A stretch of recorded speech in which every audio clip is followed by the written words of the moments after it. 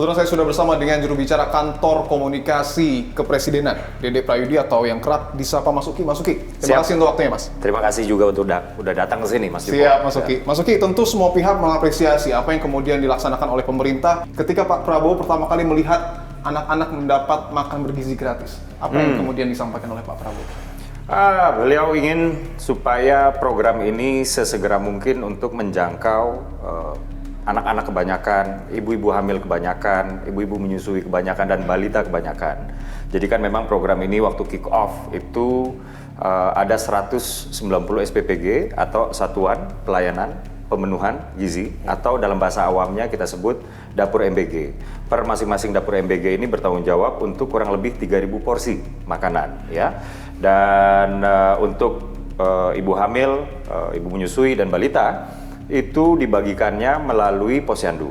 Oke. Sementara untuk anak-anak sekolah itu dibagikannya melalui sekolah-sekolah. Harapan Pak Prabowo ini adalah memang betul supaya kualitas gizi anak, ya, dimulai dari ibu hamil, ya, sampai dengan anak tersebut SMA itu betul-betul terpenuhi, dan setidak-tidaknya negara itu menyumbang 1/3 dari AKG atau kebutuhan nilai gizi lah per hari. Sebelum saya mendalami MBG, saya ingin tahu dulu apakah kemudian sudah ada jadwal dari Pak Prabowo untuk kemudian betul-betul meninjau program ini, Mas, ke lapangan? Pak Prabowo pasti akan meninjau, ya, tapi Tanggalnya? terkait tanggal ini saya tidak bisa sebutkan, ya. Oke. Jadi kita kan khawatirnya kalau misalnya tanggal tersebut udah dikasih tahuin dari jauh-jauh hari misalnya, ya, nanti ada yang tidak genuine, Ya. gitu. Jadi Pak Prabowo sudah pasti meninjau, dan percayalah bahwa yang namanya program makan bergizi gratis ini, mata Pak Prabowo itu begitu dekat. Saya ingin tanyakan, Mas Uki, terkait dengan implementasi kurang lebih selama 1 minggu ini, Ya. program makan bergizi gratis, khususnya mungkin di sekolah-sekolah terlebih dahulu. Apakah kemudian PCO ataupun pemerintah pusat sudah mendeteksi sejumlah kendala di tahap pertama, khususnya di minggu pertama ini, Mas? Ya, memang masih menjadi kendala klasik, ya, bahwa ada ketidakmerataan atau kesiapan dari masing-masing daerah, yaitu ketidakmerataan infrastruktur, Ya. instrumen pendukung, lalu juga SDM, ini kan berbeda-beda semua, ya. Dan inilah yang mempengaruhi kenapa ketika kick off itu atau ketika dimulai bertahap itu 190, ya. Tapi kenapa dibilang mulai bertahap? Karena besokannya sudah bertambah lagi. Kesiapan itu memang tidak seragam. Nah, inilah dia semacam kendala yang klasik lah yang kami hadapi selama ini. Dan instruksi Presiden Prabowo adalah yang siap harus segera kick off. Iya. Yang belum siap harus segera kita kebut supaya siap. Nah, kendala berikutnya adalah kita kan sedang membiasakan new habit. Ketika diberikan makan bergizi oleh negara, nah ini ada yang sayurnya nggak habis misalnya, kan? Atau dia bilang, wah ini ayamnya keras, padahal itu emang dada, gitu. Kan dada ayam itu kandungan proteinnya tinggi. Hal-hal seperti inilah yang masih menjadi kendala, bukan kendala sebenarnya, tantangan lah, ya. Tantangan karena kita membiasakan new habit, dan ini juga merupakan tantangan buat sekolah-sekolah, ya, untuk memberikan edukasi kaitannya dengan literasi gizi. Mas, dari 190 SPPG ataupun mungkin bahasa sederhananya dapur MBG, saya melihat bahwa konsentrasi jumlah itu terpusat di Pulau Jawa. Misalnya adalah Jawa Tengah, kemudian juga Jawa Barat dan juga Jawa Timur. Ya. Sementara di daerah-daerah pinggir, seperti misalnya wilayah timur dan juga wilayah barat, ini terkesan sedikit sekali, Mas. Bahkan tiap provinsi mungkin ada yang 1 SPPG. Ini apa? Karena tidak merata. Ini wajib saya jawab ini karena pertanyaannya banyak sekali yang terkait dengan ini. Jadi program makan bergizi gratis ini adalah program yang penerima manfaatnya itu universal pada akhirnya. Ya. Jadi semua orang akan dapat, ya. Ketika semua orang akan dapat, maka kemudian kita tidak lagi membagi-bagi atas kelas sosial, karena semua orang akan dapat. Nah, yang mana yang siap duluan, inilah yang harus kick off. Di tahap pertama ini berakhir, yaitu di sekitar bulan awal Maret, ya. Ya. Ini diharapkan atau direncanakan itu sekitar 937 SPPG sudah beroperasi, atau jumlah penerima manfaatnya itu sekitar 3 jutaan. 3 juta. Mas Uki, saya coba merangkum apa yang kemudian menjadi pertanyaan publik kembali, bahwa di tahap pertama ini, mungkin di hari pertama ataupun di minggu pertama, ada beberapa wilayah yang kemudian tertunda. Saya mencatat ada di Jawa Tengah, ada wilayah Sragen yang kemudian di situ petugas TNI menyebut belum ada arahan dari pihak SPPG. Standar yang digunakan oleh BGN dalam program makan bergizi gratis ini sangat tinggi sekali. Pertama adalah standar kandungan gizi. Lalu yang kedua adalah higienitas. gitu. Jadi kalau misalnya higienitas belum bisa kita penuhi, Iya. sebaiknya jangan start dulu. Sebaiknya jangan start dulu. Sebaiknya jangan start dulu karena kami nggak mau program yang niatnya sudah baik ini kemudian melahirkan ekses. Setelah higienitas, standar yang sangat tinggi sekali adalah tata kelola limbah yang berkelanjutan. Tadi ada pernyataan yang sangat menarik bahwa Mas Uki mengatakan kalau belum siap jangan start dulu. Tapi kita lihat bahwa di media sosial ramai sekali, Mas. Foto makanan yang mungkin dianggap netizen dan publik tidak layak. Bahkan ada pemberitaan yang menyebutkan bahwa sejumlah makanan terbaru kalau tidak salah di NTT, makanannya bau, Mas. Nah, kalau misalnya makanannya bau ini, saya sendiri belum menerima laporan, tapi mudah-mudahan kalau misalnya kami menemukan laporan, kami akan investigasi, ya. Dan ya mudah-mudahan kami bisa bisa mengumumkan lah apa benar iya apa enggak, dan kami akan perbaiki. Oke, tapi ada juga yang melihat bahwa tertundanya MBG di sejumlah wilayah ini karena tidak adanya petunjuk pelaksana ataupun petunjuk teknis. Enggak. Juklak Juknis itu langsung diberikan kepada SPPG bahwa sekolah-sekolah itu tidak ada standar Juklak Juknis yang seragam satu Indonesia. Oke. Ya, karena setiap sekolah itu memiliki caranya yang berbeda-beda, makanya setiap SPPG dengan pihak sekolah itu mereka membuat semacam kesepakatan bersama tentang distribusinya seperti apa, jam berapa, karena ada sekolah yang masuknya jam sekian, pulangnya jam sekian, sekolah yang lain berbeda, kan? Belum lagi kita berbicara perbedaan sekolah dengan pesantren, ini sudah pasti berbeda, dan budaya di masing-masing sekolah juga berbeda. Jadi banyak yang menyangka bahwa Juklak Juknis itu ada sampai ke level sekolah-sekolah. Yang jelas Juklak Juknis itu levelnya sampai dengan SPPG.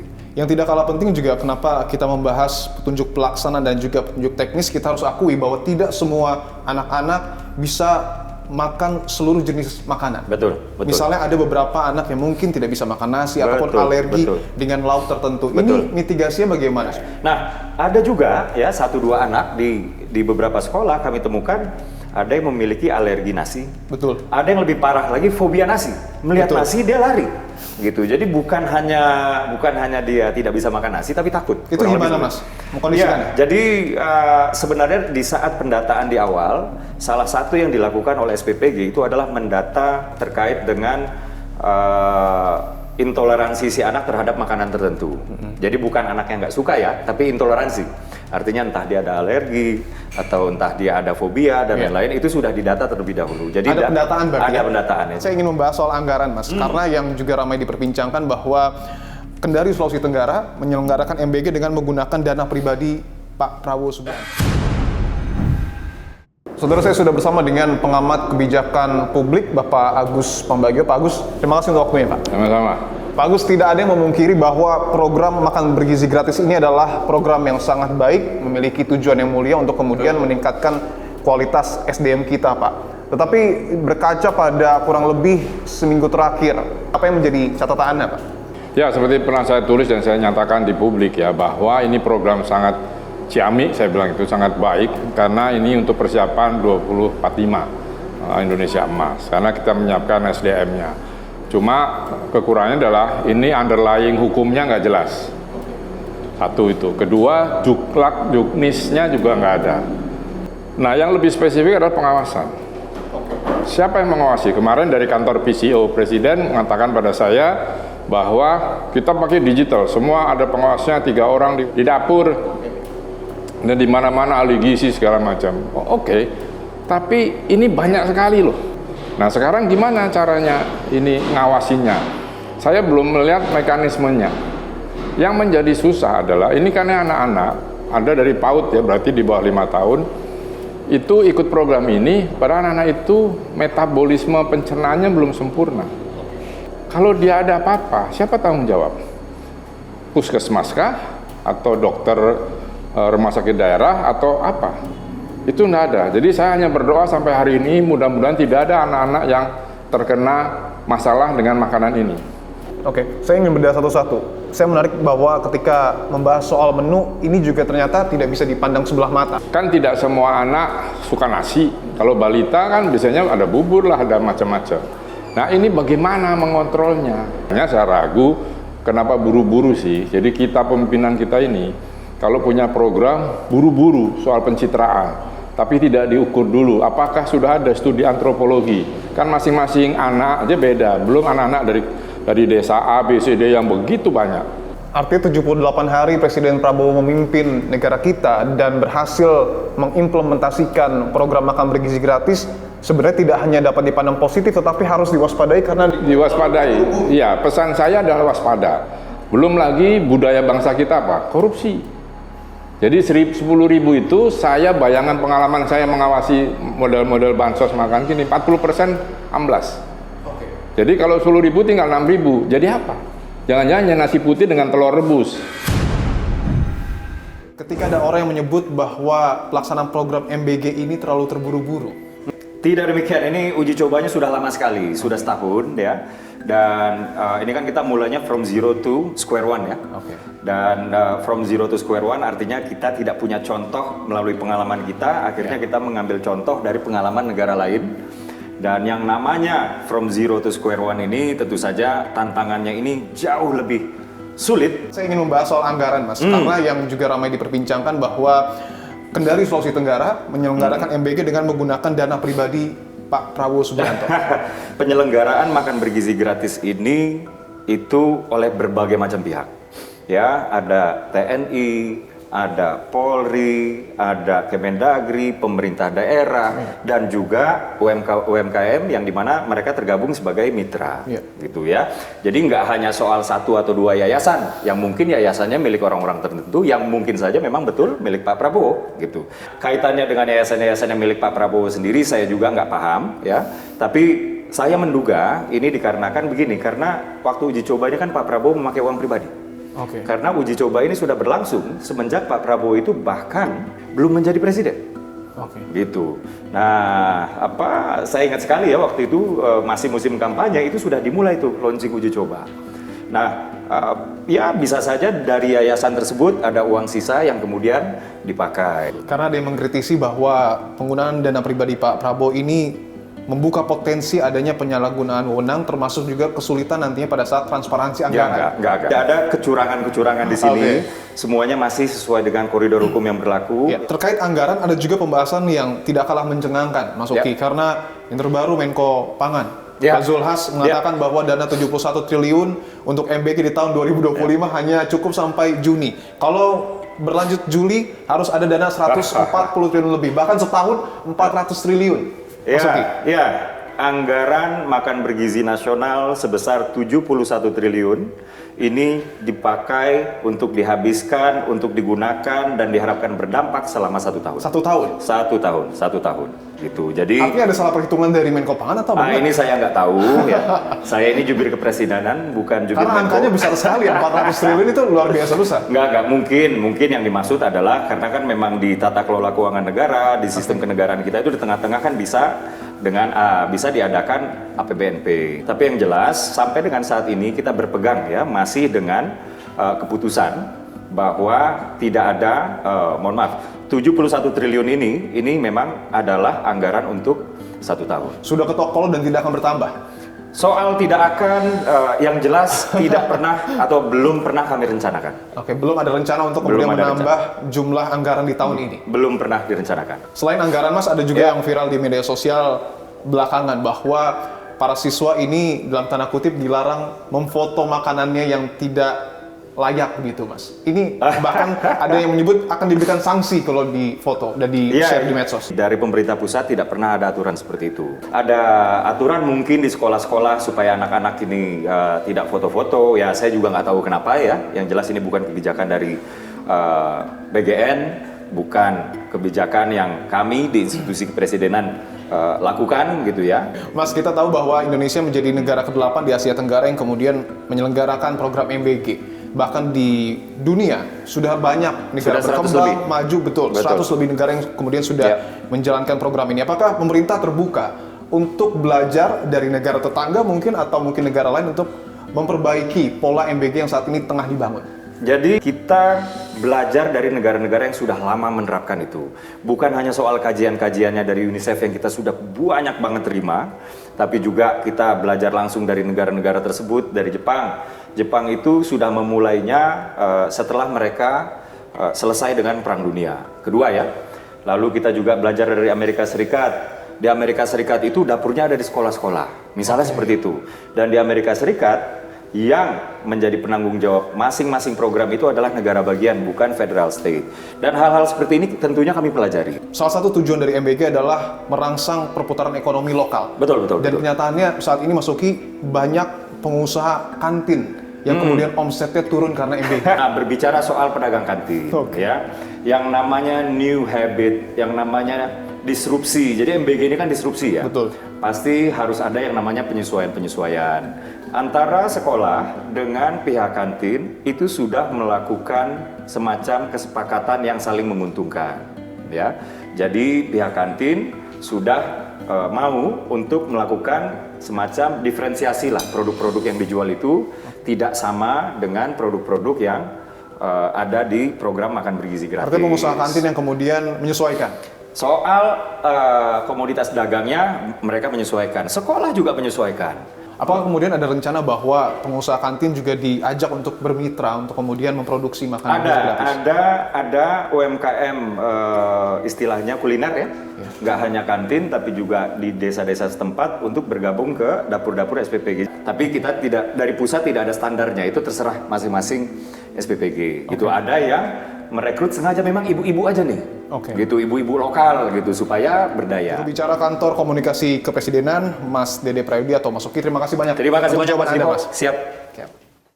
Bahwa kita tidak bisa juga pungkiri, program ini adalah sebuah produk janji politik. Ya. Seberapa penting sebenarnya Pak sinergi antara pemerintah pusat dengan pemerintah daerah? Karena kalau kita tahu seperti yang tadi kita sudah bahas juga, ada koordinasi yang belum berjalan dengan baik.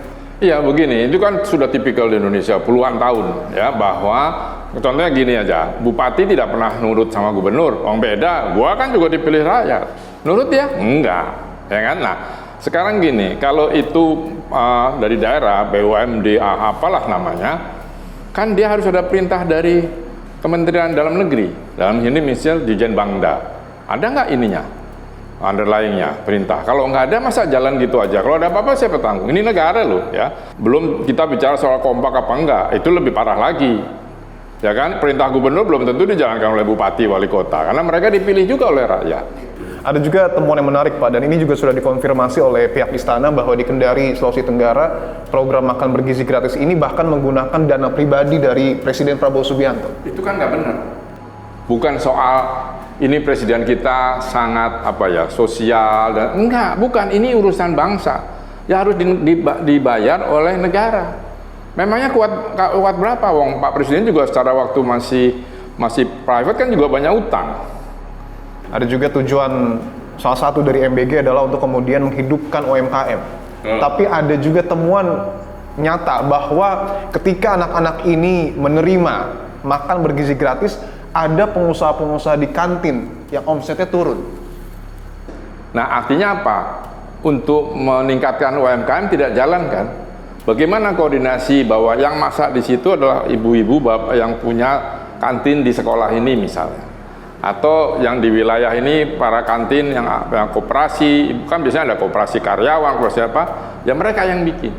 Nah, kalau kita lihat angka dari jumlah SPPG dari 190 SPPG itu mayoritas berpusat di Pulau Jawa. Sementara di luar Pulau Jawa bahkan ada satu provinsi yang mungkin hanya 1, 2. Tentu pemerintah tidak boleh melupakan anak-anak yang berada di pinggiran, yang notabene lebih membutuhkan. Ya harus, ini tidak ada excuse. Karena ini program nasional, makan bergizi gratis. Ya harus pemerintah sebetulnya mengupayakan yang di pinggir itu. Kalau di Jakarta dikasihkan orang, udah bisa makan. Di daerah sana gimana? Di Nunukan sana kalau ada, seperti apa? Ya kan? Apa di mana lah yang jauh di NTT gitu, pusat stuntingnya besar, NTT, Maluku, Aceh itu seperti apa? Itu yang harus dicek. Saya ingin masuk ke anggaran Pak, karena kita tahu bahwa untuk program makan bergizi gratis di tahun ini anggarannya 71 triliun dalam setahun. Tapi ada yang menarik Pak, karena Menko Pangan bilang 71 triliun itu hanya sampai bulan Juni. Oleh karenanya BGN itu akan meminta tambahan anggaran menjadi 147 triliun. Sampai akhir tahun, Menko Pangan bilang bahwa dana yang dibutuhkan itu bahkan mencapai 420 triliun. Begini, tambahan anggaran itu harusnya dibahas ketika paling tidak sebulan program ini. Sebelum program ini berjalan, barulah dia jual. Kan kalau idealnya 3 bulan, karena kan perubahan anggaran Juni, Juli. Ya 3 bulan lah, awasi apa mana. Kan nggak bisa, oh kurang, oh tambahin, oh tambah. Dasarnya apa? Ada nggak data empiris yang mengatakan yang kemarin kurangnya berapa, sekian, kenapa? Kan pasti Menteri Keuangan akan tanya itu. Dan di DPR pasti juga akan tanya gitu. Bagaimana kemudian pengawasannya, Pak? Ya sudah pasti dikorupsi lah. Kan ini mudah. Jadi bantuan sosial itu adalah sektor yang paling mudah dikorupsi. Jadi kalau 400 itu banyak banget ya. Gitu. Terus buat IKN kapan? Kemudian apakah kekurangan anggaran ini juga bisa jadi mengancam keberlangsungan program makan bergizi gratis yang berhenti di tengah jalan? Bisa jadi. Bisa jadi seperti karena tidak jelas anggarannya. Saya berharap tidak begitu. Saya berharap ini betul-betul bermanfaat, anak-anak menjadi sehat, seperti Jepang 20-30 tahun lalu, Korea juga gitu, anaknya tinggi-tinggi, nggak ada yang stunting. Nah, sekarang saya hanya cuma mohon, please yang ngurus ini jangan tega lah untuk melakukan sesuatu ngambil untung. Kalau Anda memang sudah ditugaskan kerja sukarela lah.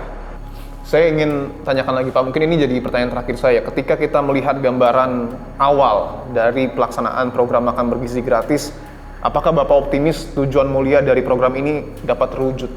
Saya terus terang nggak optimis, tapi saya berharap. Karena ini program bagus sekali, saya berharap. Harapan saya jangan langsung semua bikinlah kecil-kecil dulu di mana, nanti dicoba, diwakillah Timur, Tengah, Barat yang budayanya agak sedikit ekstrim, itu dicoba. Nanti ketahuan mana, oh sebaiknya apa, kan gitu. Tentu evaluasi di minggu pertama ini kita harap dapat menjadi masukan bagi pemerintah agar program ini juga dapat berjalan dengan baik dan mencapai tujuan mulianya. Harus. Baik. Pengamat kebijakan publik Bapak Agus Pambagio, terima kasih untuk waktunya Pak. Terima kasih.